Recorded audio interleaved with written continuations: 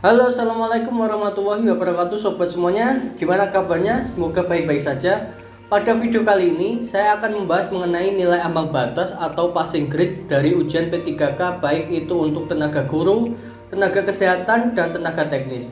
Sebelum saya jelaskan teman-teman semuanya bahwa pendaftaran P3K tenaga teknis sampai sekarang masih belum dibuka. Tapi tenang saja kawan, pendaftaran P3K tenaga teknis pasti akan dibuka karena pada portal penerimaan itu udah ada 3 seleksi atau 3 formasi yang perlu teman-teman pilih, yaitu P3K guru, P3K tenaga teknis, dan P3K tenaga kesehatan. Jadi teman-teman harap bersabar sambil menunggu pendaftaran P3K teknis dibuka serta persiapan teman-teman yang sudah lolos seleksi administrasi guru dan seleksi administrasi tenaga kesehatan yang akan diumumkan pada hari ini tanggal 24 dan 25 atau besok. Yuk persiapkan diri sobat semuanya untuk mengetahui dan mengukur nilai teman-teman semuanya pada nilai ambang batas atau passing grade yang telah ditentukan oleh pihak terkait. Sebelum dilanjutkan, mohon teman-teman untuk dibantu subscribe ya, like dan komen untuk membangun channel ini. Semoga terus eksis untuk membahas persiapan P3K dan persiapan CPNS di tahun 2023. Yuk kita lanjutkan sobat. Oke sobat semua, berdasarkan keputusan Menteri Pendayagunaan Aparatur Negara dan Reformasi Birokrasi Republik Indonesia nomor 971 tahun 2022 tentang nilai ambang batas seleksi kompetensi pengadaan pemerintah dengan perjanjian kerja untuk jabatan fungsional tahun anggaran 2022. Jadi teman-teman semuanya, pada keputusan menteri ini sudah menentukan nilai ambang batas seleksi kompetensi pengadaan pegawai pemerintah dengan perjanjian kerja. Jadi nanti saya akan bacakan poin-poin yang penting. Mungkin teman-teman nanti bisa baca sendiri yang informasi yang tidak saya bacakan pada peraturan ini. Jadi teman-teman, ini pada poin pertama, seleksi kompetensi pengadaan pegawai pemerintah dengan perjanjian kerja tahun anggaran 2022 ini meliputi seleksi kompetensi teknis, seleksi kompetensi manajerial, kemudian seleksi kompetensi sosiokultural dan wawancara. Ini yang poin kedua, materi seleksi kompetensi sebagai maksud pada diktum pertama. Yang poin A, materi kompetensi teknis bertujuan untuk menilai penguasaan, pengetahuan, keterampilan, dan sikap atau perilaku yang dapat diamati, diukur, dan dikembangkan yang spesifik berkaitan dengan bidang teknis jabatan. Jadi poin pertama ini adalah kompetensi teknis sesuai yang teman-teman lamar pada jabatan fungsional tersebut. Yang kedua, ini ada kompetensi manajerial. Ini bertujuan untuk menilai penguasaan dalam berorganisasi yang dapat diamati, diukur, dan dikembangkan dengan integritas, kerjasama, komunikasi, orientasi pada hasil, pelayanan publik, pengembangan diri dan orang lain, mengelola perubahan dan pengambilan keputusan. Ini sama ya seperti pada video sebelumnya, saya sudah jelaskan tentang kompetensi manajerial. Teman-teman nanti bisa baca lagi dan lebih mempelajari lagi terkait dengan contoh soalnya. Kemudian ada lagi materi kompetensi sosiokultural. Ini bertujuan untuk menilai penguasaan pengetahuan, keterampilan, dan sikap serta perilaku yang dapat diamati, diukur, dan dikembangkan terkait dengan pengalaman berinteraksi dengan masyarakat majemuk dalam hal agama, suku, dan budaya, perilaku, wawasan kebangsaan, etika, nilai-nilai, moral, emosi, dan prinsip yang harus dipenuhi setiap pemegang jabatan untuk memperoleh hasil kerja sesuai dengan peran, fungsi, dan jabatan dalam peran pemangku jabatan sebagai perekat bangsa yang memiliki kepekaan terhadap perbedaan budaya, kemampuan berhubungan sosial, kepekaan terhadap konflik, dan empati. Ini juga sama, udah saya jelaskan juga pada video sebelumnya. Mungkin teman-teman yang belum nonton silahkan nonton pada video yang dulu. Kemudian ada lagi wawancara, ini bertujuan untuk menilai integritas dan moralitas pada jabatan yang dilamar. Ini yang poin ketiga, nilai ambang batas seleksi kompetensi sebagaimana yang dimaksud pada diktum pertama. Ini nilai ambang batas seleksi kompetensi, nilai ambang batas kumulatif seleksi kompetensi manajerial dan sosiokultural, kemudian nilai ambang batas wawancara. Jadi teman-teman semuanya, nanti pada seleksi kompetensi manajerial dan sosiokultural nanti itu akan digabung untuk nilai ambang batasnya teman-teman semuanya. Kemudian yang poin 4, seleksi kompetensi teknis manajerial sosiokultural sebagaimana dimaksud pada diktum pertama dilaksanakan dalam durasi waktu 120 menit. Ini untuk waktu 120 menit nanti ada kompetensi teknis, manajerial, dan sosiokultural. Kemudian pada diktum yang kelima ini, wawancara sebagai dimaksud pada diktum pertama dilaksanakan dalam durasi waktu 10 menit ya teman-teman. Kemudian ada yang poin ke-6, durasi waktu pelaksanaan seleksi kompetensi sebagaimana dimaksud pada diktum keempat dan diktum kelima dikecualikan bagi pelamar penyandang disabilitas sensorik netra.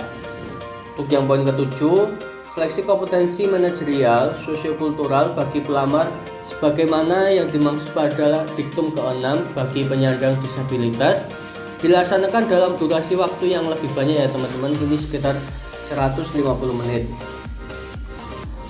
Kemudian untuk wawancara pada teman-teman yang pada diktum ke-6 penyandang disabilitas, ini untuk wawancaranya juga lebih banyak waktunya, sekitar 15 menit. Kemudian pada poin ke-9, jumlah soal keseluruhan seleksi kompetensi sebagaimana dimaksud pada diktum pertama, ini ada total 145 soal ya teman-teman. Ini ada soal kompetensi teknis dengan jumlah soalnya ini 90 butir soal. Kemudian seleksi kompetensi manajerial ini dengan jumlah waktu 25 soal. Kemudian seleksi kompetensi sosiokultural ini jumlah soalnya 20 soal. Kemudian untuk wawancara ini jumlah soalnya sekitar 10 butir soal. Untuk yang 10 ini adalah untuk pembobotan nilai teman-teman semuanya, bahwa untuk materi soal kompetensi teknis, bobot jawaban yang benar bernilai 0 dan salah atau tidak menjawab bernilai 0. Untuk materi soal seleksi kompetensi teknis, bobot jawaban benar bernilai 5, sedangkan salah atau tidak menjawab bernilai 0. Kemudian untuk materi seleksi kompetensi manajerial, bobot jawaban yang benar adalah 1. Bobot jawaban yang paling rendah adalah 1 dan yang paling tinggi adalah 4 serta tidak menjawab 0. Kemudian untuk C, untuk materi soal seleksi kompetensi sosiokultural, bobot jawaban paling rendah adalah 1 dan nilai paling tinggi adalah 5 serta tidak menjawab bernilai 0. Kemudian untuk materi soal wawancara, bobot jawaban paling rendah itu adalah 1 dan nilai paling tinggi adalah 4 serta tidak menjawab bernilai 0. Nah, ini sudah saya jelaskan ya teman-teman pada video saya sebelumnya, bahwa untuk soal sosiokultural kemudian dan soal untuk kompetensi manajerial ini sangat disayangkan sekali kalau teman-teman tidak menjawab soal, karena apabila jawaban teman-teman itu salah itu masih mendapatkan nilai, dan sayang sekali kalau teman-teman nggak menjawab karena mendapatkan nilai 0 ya. Kemudian untuk yang diktum nomor 11, ini untuk nilai kumulatif teman-teman bagi seleksi kompetensi yang dimaksud. Ini untuk seleksi kompetensi teknis ini total kumulatifnya sekitar 450 poin. Kemudian untuk seleksi kompetensi manajerial dan sosiokultural ini 200 poin, kemudian untuk wawancara ini 40 poin.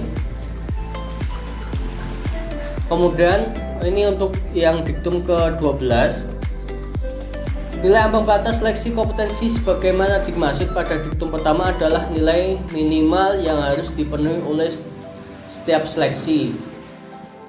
Pada diktum ke-13, penetapan nilai ambang batas sebagaimana yang dimaksud pada diktum ke-12 yaitu untuk nilai seleksi kompetensi teknis sebagaimana tercantum pada lampiran merupakan bagian yang tidak terpisahkan dari keputusan menteri. Jadi untuk nilai ambang batas nanti pada kompetensi teknis nanti ada pada lampiran, teman-teman nanti saya bacakan. Kemudian ini teman-teman ada 130 poin, ini gabungan seleksi kompetensi manajerial dan sosiokultural. Kemudian ini ada 24 poin, ini untuk soal wawancara. Jadi teman-teman semuanya sudah saya jelaskan bahwasanya kalau bisa teman-teman untuk dapat nilai poin ini, teman-teman sebisa mungkin menjawab soal ya, khususnya untuk sosiokultural dan manajerial, karena apabila teman-teman ada salah satu nilainya yang tinggi, misal kompetensi teknisnya tinggi tapi untuk nilai manajerialnya dan sosiokulturalnya di bawah ambang batas, kemungkinan teman-teman itu tidak akan lolos pada tahap ini ya. Dan sebisa mungkin teman-teman juga harus punya strategi juga, karena ada kuota ya teman-teman yang diperebutkan. Jadi sebisa mungkin teman-teman mendapat nilai setinggi-tingginya sehingga bisa mengamankan posisi pada kuota tersebut. Ini pada diktum ke-14. Keputusan ini mulai berlaku sejak tanggal ditetapkan dan apabila di kemudian hari terdapat kekeliruan akan dirubah sebagaimana mestinya. Ini ditetapkan di Jakarta pada tanggal 24 Oktober 2022. Berikut adalah nilai ambang batas atau passing grade pada seleksi kompetensi teknis. Ini pengadaan pegawai pemerintah dengan perjanjian kerja untuk jabatan fungsional sebagaimana dimaksud pada diktum ke-13. Ini teman-teman mungkin bisa menganalisa sendiri ya, atau melihat sendiri sesuai informasi yang teman-teman ambil. Ini saya bacakan hanya beberapa. Ini ada yang pertama, ahli pertama administrasi database kependudukan.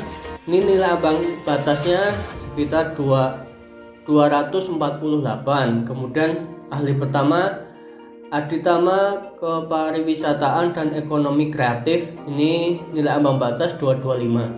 Jadi teman-teman kalau bisa sih teman-teman target nilainya jangan mendekati ambang batas, tapi misal kalau sama ahli pertama, teman-teman ahli pertama administrasi database kependudukan, teman-teman harus mempunyai target kurang lebih ya sekitar 300 ataupun paling rendah ya sekitar 280 teman-teman, supaya teman-teman bisa lebih unggul ya dari kompetitor teman-teman semuanya. Oke teman-teman, mungkin bisa dibaca lagi untuk jabatan teman-teman yang kalian pilih. Ini ada sekitar 172 jabatan.